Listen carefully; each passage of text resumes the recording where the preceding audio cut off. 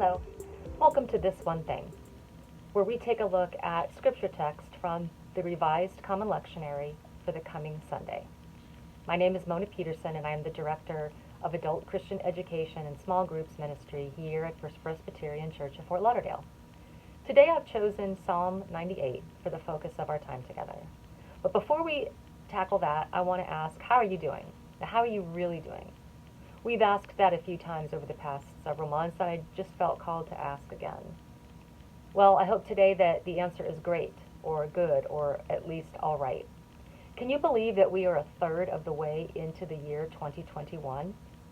Perhaps, like many folks, you have been working remotely from home since last March.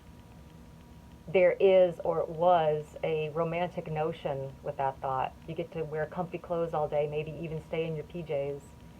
The thought of a house to yourself, alone, as if you were going on an extended stay at a spa retreat. Well, if your experience is anything like mine, that was not how things went down. Working full-time in a quickly put-together home office with 3 kids at school in different parts of the house on their laptop with 24/7 access to the kitchen pantry and the TV remotes. Not to mention that the rest of the neighborhood failed to show due respect by being quiet between the hours of 7 a.m. and 4 p.m. We were assured that this wasn't going to last forever and things would get back to normal. Some of us have gone back to work. A lot of kids are back in the classroom.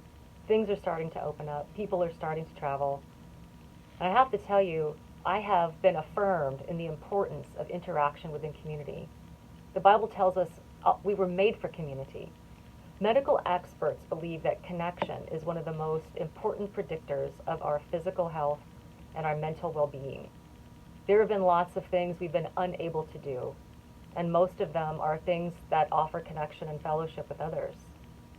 We've been clearly reminded that creating opportunities for daily face-to-face connections needs to be intentional. Depending on your age or your ability to get around, you've been affected more or less by the pandemic. Feelings of loneliness and despair are common and harmful and have affected us all on some level. But there's a difference between being alone and feeling lonely. Being alone means that you're in a place by yourself. Being lonely means that you are longing for connection whether or not you are physically alone. Loneliness has less to do with the number of friends that we have or how often we speak or see each other, and more to do with the experience of feeling connected, being seen, feeling heard for who we are. Friendships are an important component to our well-being, and I think we have a new appreciation for that fact. Whether you're 5 or 95, we still need our play dates. We still need those opportunities to interact with each other, to laugh, to cry, to share experiences. We have an amazing ability as humans to adapt and thrive in adverse situations, and that is what we are doing, friends. We are doing a new thing. We don't do it alone. We have God. We have technology. We have folks with servant hearts working alongside us to maintain relationships and even make new ones. We optimize our time for connection, whether that's face-to-face interactions or masked face-to-masked face interactions, or virtual interactions like Zoom or FaceTime. Perhaps we now show less judgment and more support because we so yearn for connection. Maybe we are more willing and able than ever before to hold space for those with differing opinions or views. We can get to know each other's hearts with whatever avenue God creates for us, whether that's up close and personal or otherwise. And this new normal, that is nostalgia, as if the old normal was this great era where angels sang above rainbows while puppies and unicorns and kittens frolicked beneath. The old normal is full of holes, like dysfunction, outdated notions, and accepting the status quo as the status quo. It's time for something new, a new song, perhaps, like the one found in our scripture today, Psalm 98. I'm going to read for you from the Message translation, the first verse and verses 4 through 8. Sing to God a brand new song. He's made a world of wonders. Shout your praises to God, everybody. Let loose and sing. Strike up the band. Round up an orchestra to play for God and a 100-voice choir. Feature trumpets and big trombones. Fill the air with praises to King God. Let the sea and its fish give a round of applause, with every living thing on earth joining in.